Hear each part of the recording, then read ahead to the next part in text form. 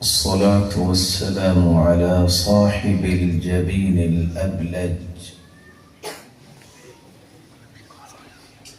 المبعوث بأقوم دين وأعظم منهج، صلوات ربي وسلامه عليه وعلى آله وأصحابه السرج. أما بعد، فأعوذ بالله من الشيطان الرجيم.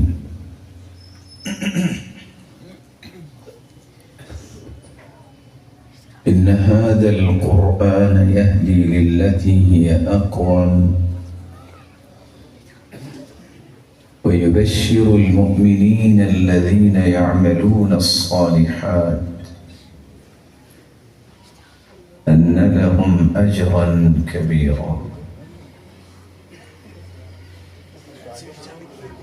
انتہائی قابل قدر لائق عزت تکریم سامعین مکرم، خوش نصیب ہیں آپ لوگ جن کو اللہ عز و جلال نے اپنے گھر میں آنے کی توفیق سے نوازا۔ اس سے بڑی خوش نصیبی یہ ہے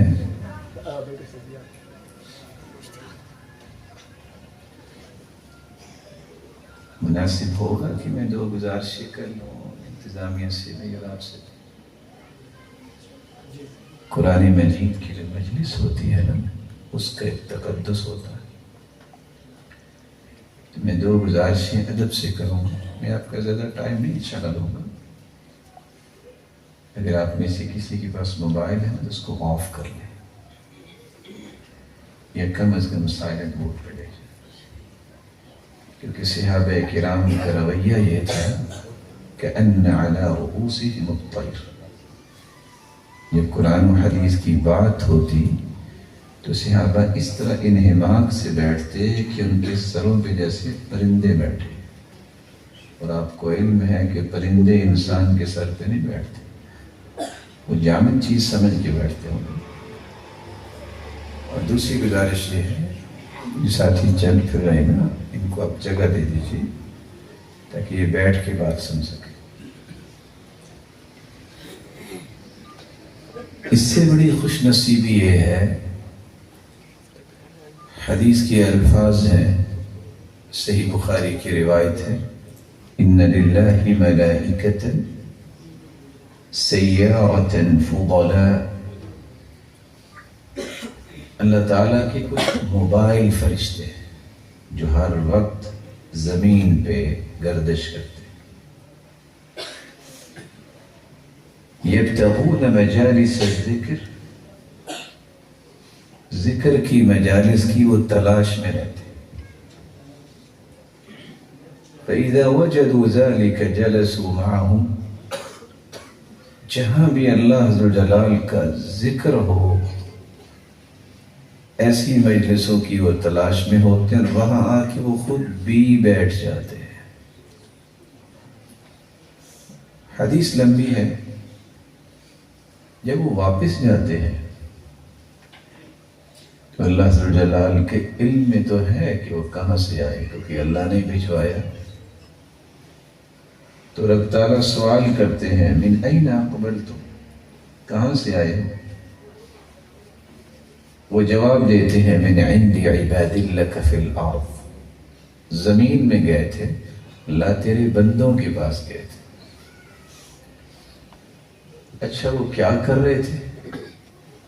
اللہ تیری رحمت کی امید لے کے بیٹھے تھے، تیرے عذاب سے بچنے کی بات کر رہے تھے۔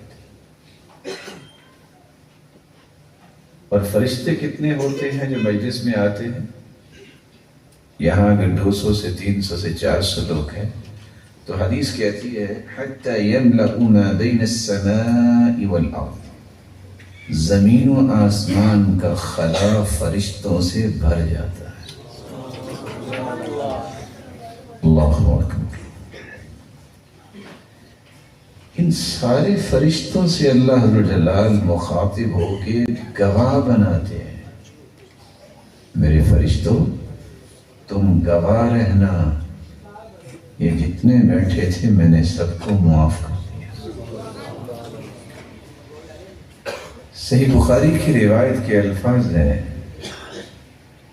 فرشتہ ایک سوال کرتا ہے، یا رب ان فیہم عبد خطاء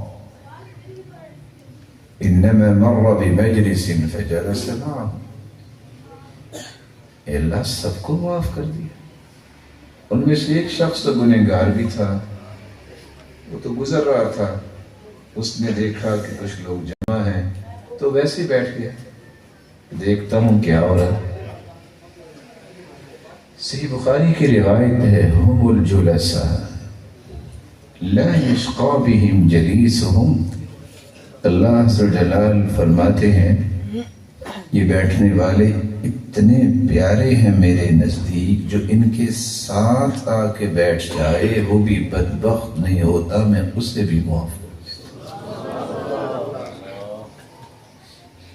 ایسی خوش نصیبی کن کو حاصل ہوتی ہے؟ آپ جیسے روشن چہروں کو جو اللہ کے گھر میں بیٹھے، اللہ جلال آپ کو اسی طرح اپنی جنت میں بھی بیٹھا۔ قرآن مجید اللہ جلال کی حقیقی کلام ہے، اس قدر یہ عظیم کلام ہے، کلام الملوک، ملوک الکلام، بادشاہوں کی کلام تو کلاموں کی بادشاہ ہوتی ہے،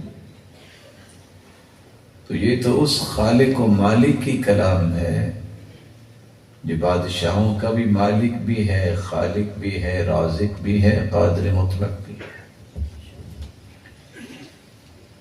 جس قدر یہ کلام نعمت ہے، کسی انسان کا تعلق اس سے بن جائے تو اللہ ذو جلال اس انسان کو بھی دنیا کے لیے نعمت بنا دیتے۔ اس کی گریٹنس یہ ہے کہ جس طرح اللہ ذو جلال کی کلام جیسی کوئی کلام نہیں ہے، جس کی وابستگی قائم ہو جائے اللہ تعالیٰ معاشرے میں اس کو بھی گریٹ بنا دیتے ہیں۔ اس لیے 7.5 ارب یا اس سے کم و بیش لوگ دنیا میں اس وقت موجود ہیں، 6 ارب کافر ہیں، کوئی 1.5 ارب یا اس سے زائد مسلمان ہیں۔ کافروں کا تو مقابلہ ہی نہیں مسلمانوں سے، لیکن صحیح بخاری کی روایت بتاتی ہے، خیرکم من تعلم القرآن وعلمہ، روئے زمین پہ انسانیت میں سے سب سے بہترین اگر کوئی ہے تو وہ ہے جو قرآن کو سیکھتا ہے اور قرآن کو سکھاتا ہے۔ میرے اور آپ کے میز اپنے ہیں، لیکن شریعت کے میز کچھ اور ہے۔ میری اور آپ کی آنکھوں میں وہ بڑا نظر آتا ہے جس کی گاڑی بڑی ہو، جو لینڈ لارڈ ہو، جس کے پاس بینک بیلنس زیادہ ہو۔ اللہ ذو جلال کے ہاں ان چیزوں کی کوئی قیمت نہیں ہے، اللہ ذو جلال کے ہاں ایمان کی قیمت۔ یہ اس قدر عظیم شخصیات ہیں قرآن پڑھنے والی اور پڑھانے والی کہ رسول مقبول صلی اللہ علیہ وسلم نے فرمایا، لا حسد الا في 2، رجل آتاه الله القرآن فهو يقوم به آناء الليل وآناء النهار۔ روئے زمین پہ جتنے لوگ ہیں، صرف 2 لوگ ایسے ہیں جو قابل رشک ہیں، جنہیں دیکھ کے تمنا کرنی چاہیے، تڑپ پیدا ہونی چاہیے، شوق اور ذوق پیدا ہونا چاہیے، اور یہ انسان کے اندر تھرسٹ ہونی چاہیے کہ میں بھی ایسا بنوں، میرے بچے بھی ایسے بنے، یا اللہ میری نسلوں کو بھی ایسا بنا۔ وہ کون سے دو لوگ ہیں؟ جن میں سے پہلا وہ شخص ہے جس کو اللہ عز و جل نے قرآن مجید کی دولت سے نوازا ہے، وہ دن اور رات قرآن کی تلاوت بھی کرتا ہے اور اس کے مطابق عمل بھی کرتا ہے۔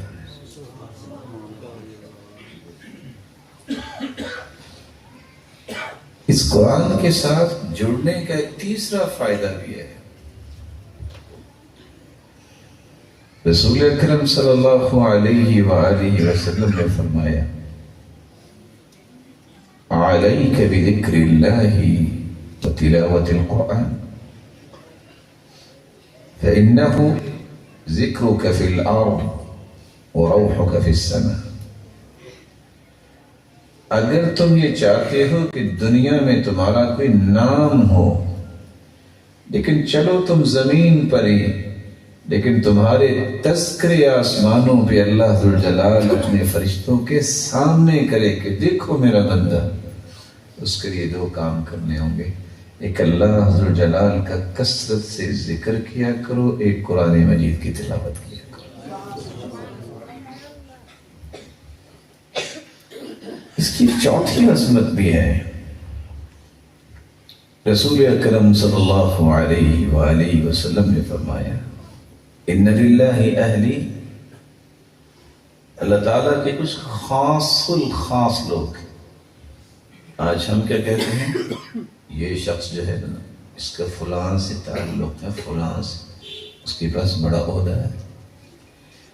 تو اللہ ذوالجلال کے ساتھ گہرا تعلق اور اس کے خاص الخاص کون ہیں؟ قیل من ہم یا رسول اللہ، اللہ کے پیارے پیغمبر وہ کون ہیں؟ قال اہل القرآن ہم اہل اللہ وخاصۃ، اہل قرآن بھی وہ شخصیات ہیں جو اللہ والے بھی ہیں اور اللہ کے خاص الخاص بھی ہیں۔ قبر کا خوف کس کے دل میں نہیں ہے؟ جس کے اندر ایمان ہے اس کو قبر کا خوف ہے اور ہونا چاہیے۔ ان عذاب القبر حق، صحیح بخاری کی روایت ہے، یہودی بھی مانتے تھے کہ قبر کا عذاب ہوگا کافروں کو، منافقوں کو، ملحدین جو اللہ ذوالجلال کی ذات کا انکار کرتے ہیں اور صفات کا انکار کرتے ہیں، ایسے ملحد لوگ، بے دین لوگوں کو عذاب ہو۔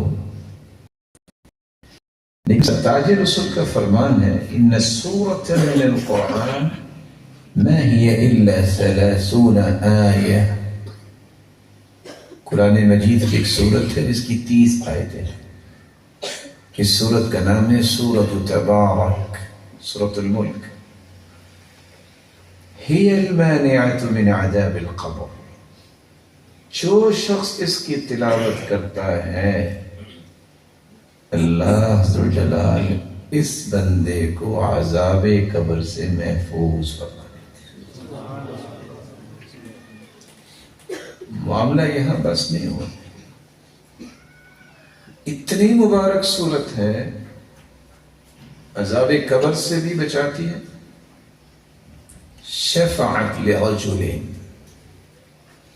خاصمت عن صاحبها، قیامت کا دن ہوگا، سفارش کرے گی، ضد کرے گی، حتی ادخلته الجنہ، اتنی ضد کرے گی اللہ کے سامنے جب تک پڑھنے والے کو جنت میں داخل نہیں کروا دے گی، یہ سفارش چھوڑے گی نہیں۔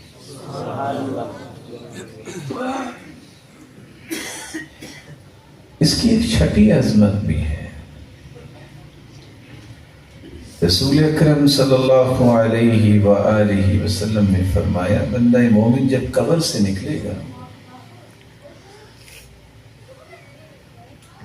تو تب نکلے گا، لیکن قبر میں جب جائے گا فرشتے سوال کریں گے من ربک، ما دینک، من نبیک، یہ 3 سوال ہیں، اللہ ذو الجلال کے بارے میں، دین کے بارے میں اور نبی معظم کے بارے میں۔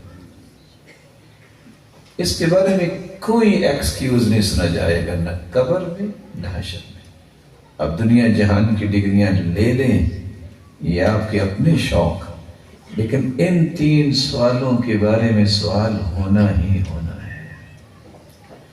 اللہ تعالیٰ کی معرفت، اس کے رسول کی پہچان اور دین کس کو کہتے ہیں، اس کے بارے میں تو اللہ جلال نے پوچھتے اہل قرآن سے جب سوال کیا جائے گا یہ جواب دیں گے۔ فرشتے حیرت سے پوچھیں گے کہ آپ کو جواب کیسے آیا؟ تو صحیح بخاری اور سنن ابی داؤد کی روایت میں الفاظ کیا ہے؟ قرأت القرآن، میں نے قرآن پڑھا تھا، وعملت بما فیہ، میں نے اس کے مطابق عمل کیا تھا، وصدقت، میں نے تصدیق کی تھی کہ جو بھی میرے رب نے قرآن مجید میں فرمایا ہے وہ سچ فرمایا ہے۔ 3 سوال، 3 جواب، پھر پوچھا کہ جواب کیسے آئے تو 3 ہی جواب پھر دیے۔ ابھی حشر شروع نہیں ہوا، اللہ اسی وقت 3 انعامات کا نزول فرما دیتے ہیں، اور وہ انعامات کیا ہیں؟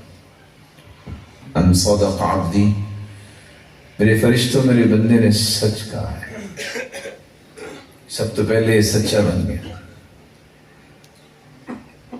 یہ اس کو 3 چادروں میں چھوڑ کے چلے گئے، نیچے کچی زمین پہ لٹا کے چلے گئے نہیں، البسوہ لباس الجنہ، اس کو ابھی سے ہی جنتی لباس پہنا دیا جائے۔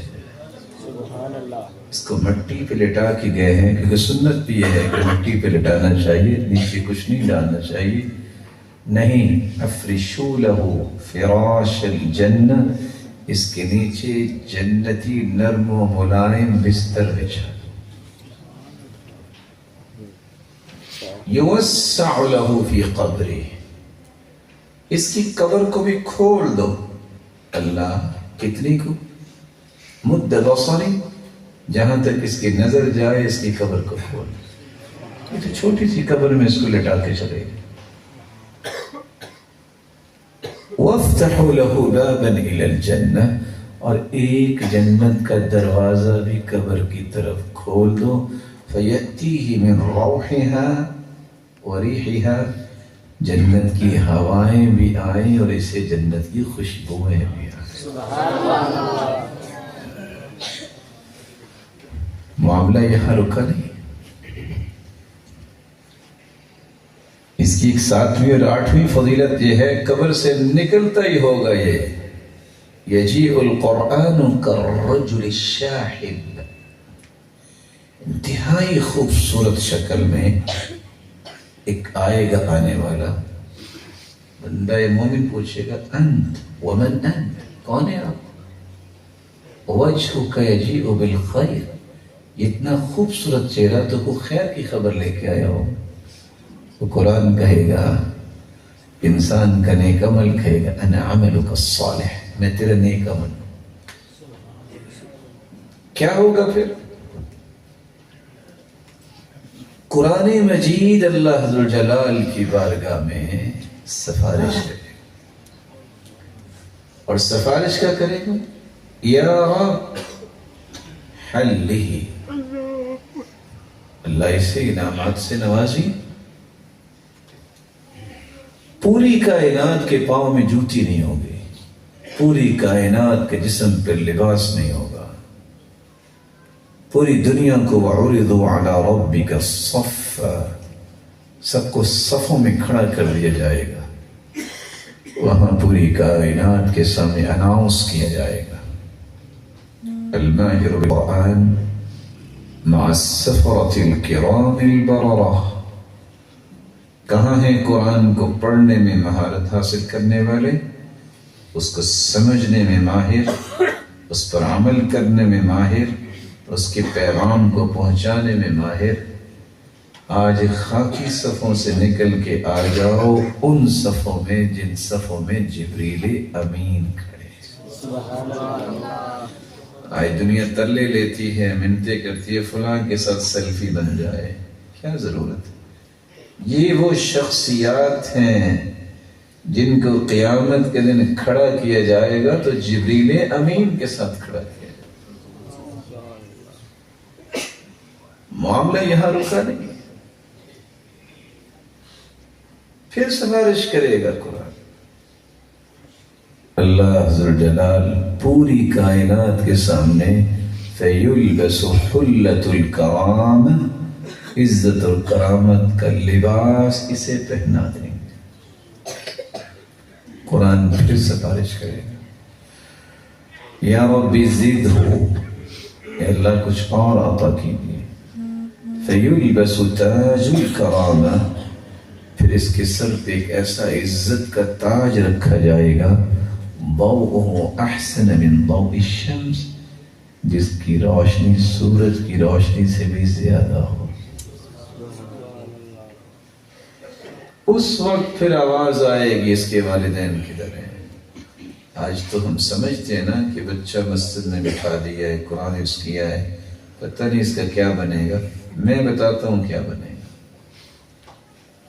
البس والداہ تاج یوم القیامہ، والدین کے سر پہ تاج سجایا جائے گا۔ وہ پوچھے گا یا رب بما کسینا، ماں باپ پوچھیں گے یہ تاج میں کیوں ملا؟ تہجد پڑھنے سے؟ بلا شبہ تہجد بہت بڑا عمل ہے۔ کیا نیکیاں کرنے سے؟ صدقہ کرنے سے؟ بلا شبہ یہ ساری نیکیاں بہت بڑی ہیں، لیکن جواب ملے گا بِأَخْذِ وَلَدِكُمُ الْقُرْآنَ، تم نے اپنے بچے کے ہاتھ میں قرآن تھما دیا۔ بِتَعْلِيمِ وَلَدِكُمُ الْقُرْآنَ، تم نے اپنے بچے کو قرآن کی تعلیم سے آراستہ و پیراستہ کیا، جس کے نتیجے میں یہ تاج آپ کے سر پہ سجائے۔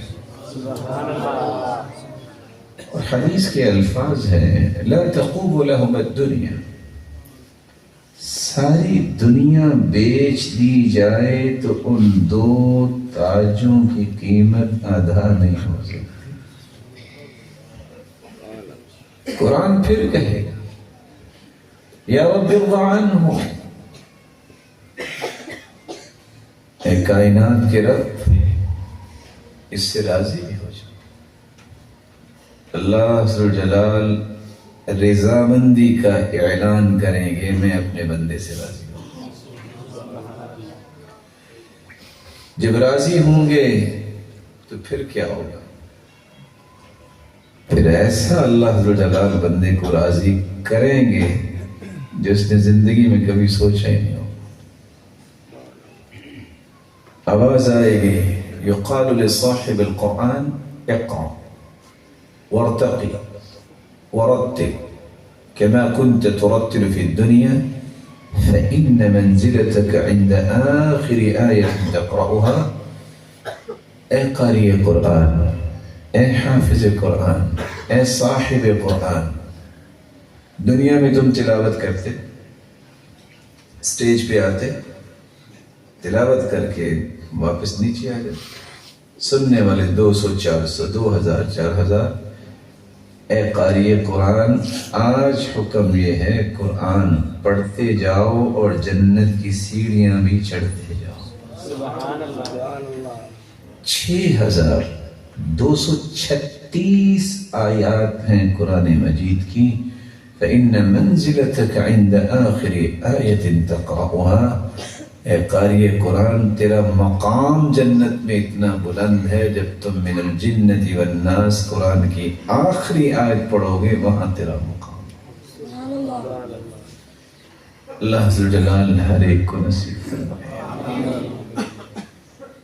اے مولا، اللہ کی قسم اس سے بڑی نعمت روئے زمین پہ کوئی نہیں ہے جتنی قرآن نعمت ہے، اس سے بڑی کوئی نعمت نہیں۔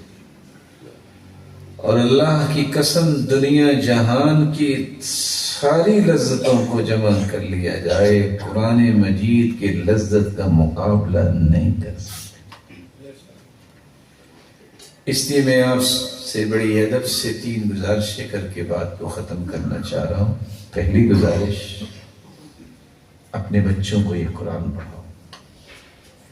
خود نہیں پڑھ سکے تو خود بھی پڑھنا شروع کرو۔ جب نیت ہوگی، حکیم بن حزام، کیا نام ہے صحابی کا؟ حکیم بن حزام، معاذ بن جبل ان سے 50 سال بڑے تھے۔ کتنے؟ پھر بھی وہ ان سے قرآن پڑھتے تھے۔ عمر کو مت دیکھیے، اس قرآن کے ساتھ جڑ جائیے، اللہ آپ کو وہ عزت دیں گے، وہ وقار دیں گے، اللہ کی قسم، جو آپ نے کبھی سوچا نہیں۔ خوش قسمتی ہے جو زندگیاں گزارتے ہیں قرآن کے ساتھ۔ امام ابن تیمیہ کو 2 مرتبہ جیل ہوئی، اس گناہ میں یہ قرآن لوگوں کو پڑھاتا، یہ لوگوں کو اللہ کے ساتھ جوڑتا۔ جب آخری مرتبہ جیل میں گئے، سلاجقہ نے ان کو بند کیا، تو امام ابن تیمیہ کا معمول تھا قرآن میں، کہتے کاش میں باقی زندگی بھی قرآن پہ لگا دیتا۔ 81 مرتبہ جیل کے اندر قرآن پڑھا۔ کتنی مرتبہ؟ آخری مرتبہ جب وہ یہ قرآن کی آیت پڑھ رہے تھے، ان کے بھائی شرف الدین بتاتے ہیں کہ آیت ان کی زبان میں تھی، فی مقعد صدق عند ملیک مقتدر، اور مسکرا کے اللہ کے پاس لے گیا۔ اس قرآن کی لذتوں سے جو واقف لوگ ہیں، کبھی ان کے پاس بیٹھا کرو، پوچھا کرو، دنیا کی کوئی غم کی بات ان کے دل میں اللہ رکھنے نہیں دیتے۔ کیوں؟ اس کے دل میں سکون اتنا ہوتا ہے کہ یہ سکون اربوں روپے میں بھی کوئی ڈھونڈنا چاہے تو اسے مل نہیں سکتا۔ امام سیوطی رحمۃ اللہ علیہ اس کو کہتے ہیں سن آف لائبریری، ابن المکتبہ، لائبریری کا بچہ، کیونکہ والد بھی عالم تھے، ماں بھی عالمہ تھی، تو باپ نے ماں سے کہا کہ فلاں کتاب لاؤ۔ اللہ تعالیٰ کا فیصلہ تھا، مکتبے میں ہی امام سیوطی پیدا ہو گئے۔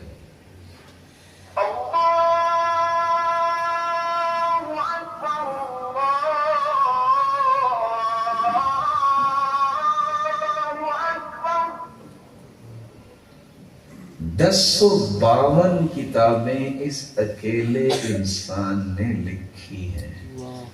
کتنی کتاب؟ 1052۔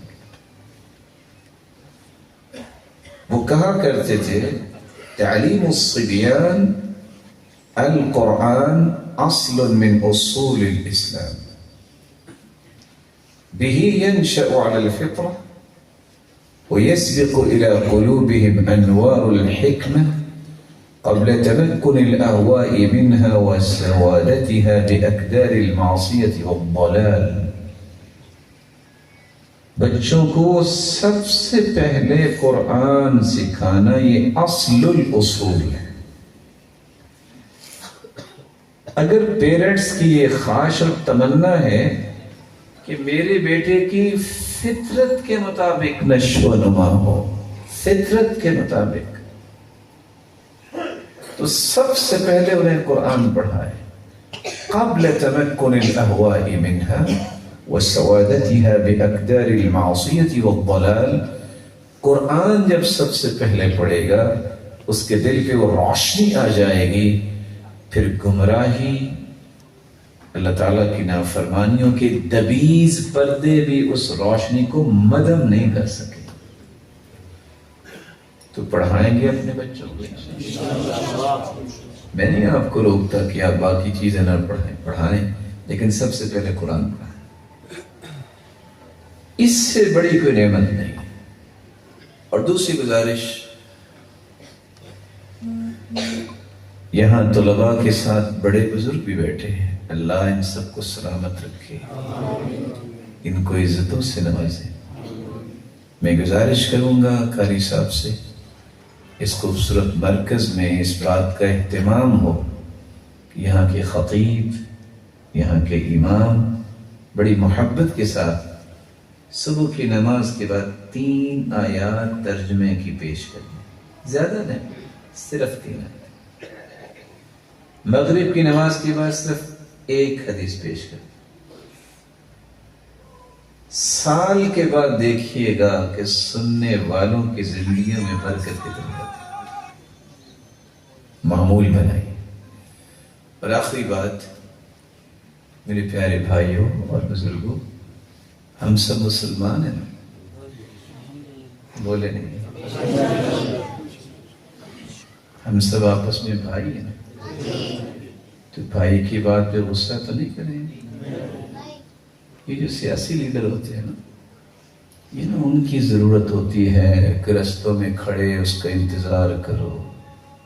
سنت یہ ہے، اذان ہو جائے تو صحابہ کرام 2 رکعتیں پڑھتے تھے۔ بین کل اذانین صلاۃ، اذان اور تکبیر کے درمیان بھی نماز۔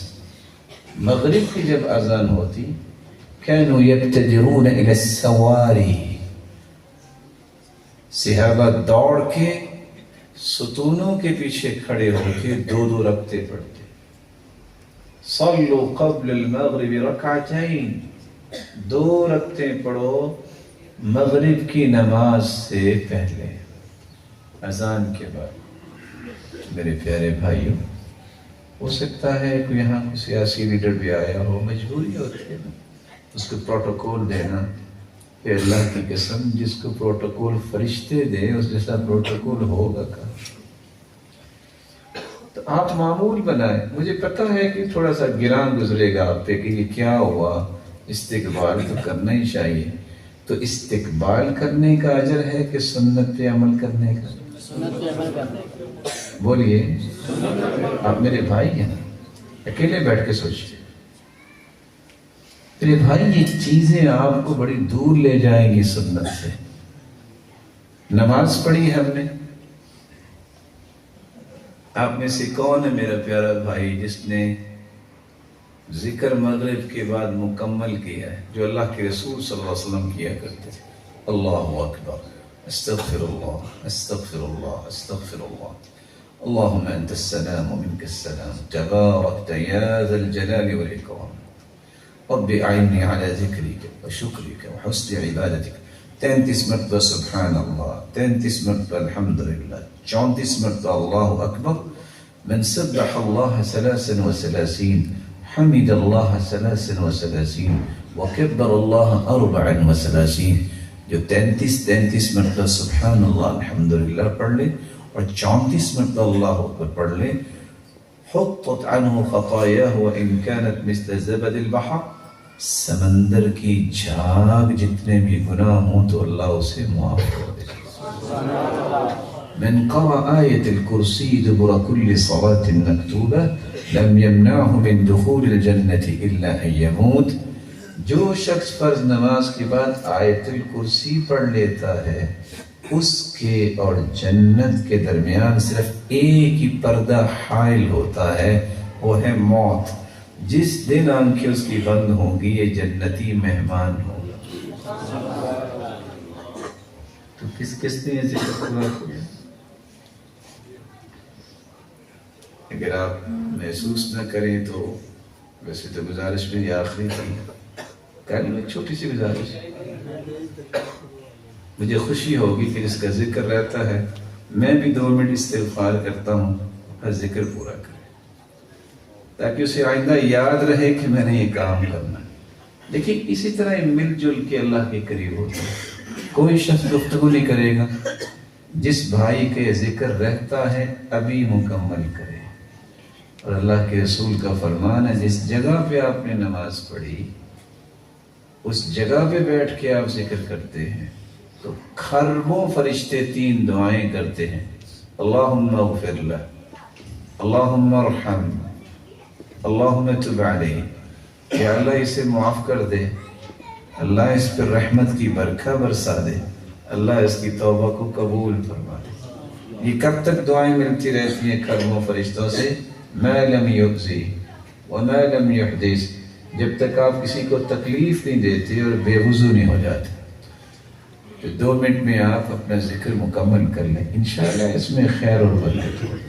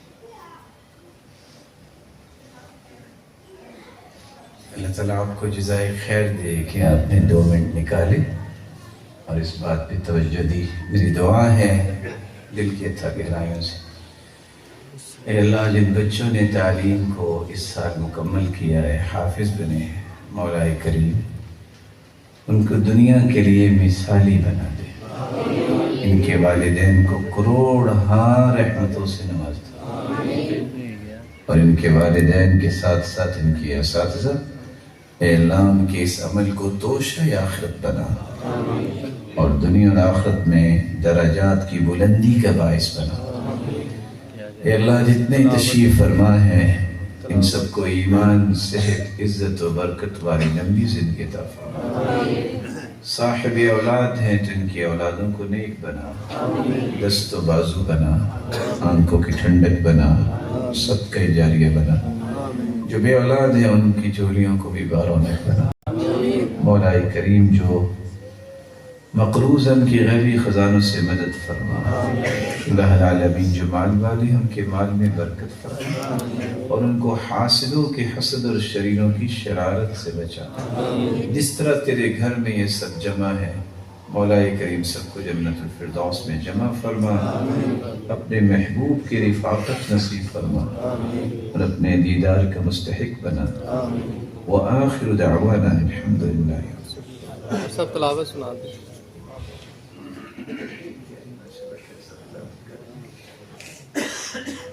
2 منٹ کے لیے۔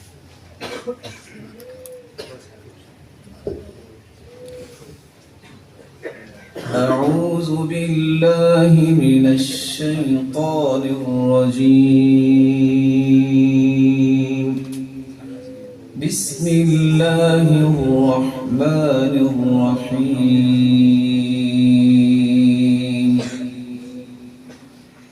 آمن الرسول بما أنزل إليه من ربه والمؤمنون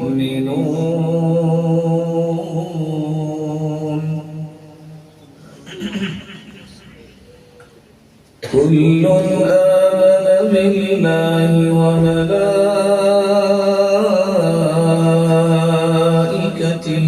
وكتبه ورسله لا نفرق بين أحد من رسله وقالوا سمعنا وأطعنا غفرانك ربنا وإليك المصير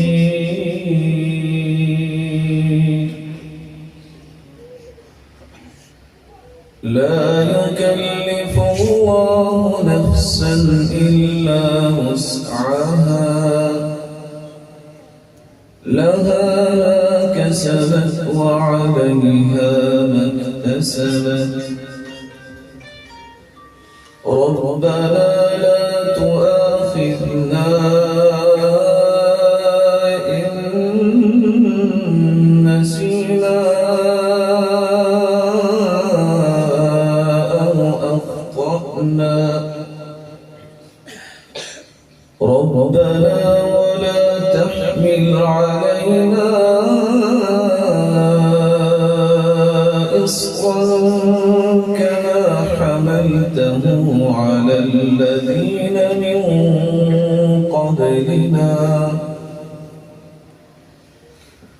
ربنا ولا تحملنا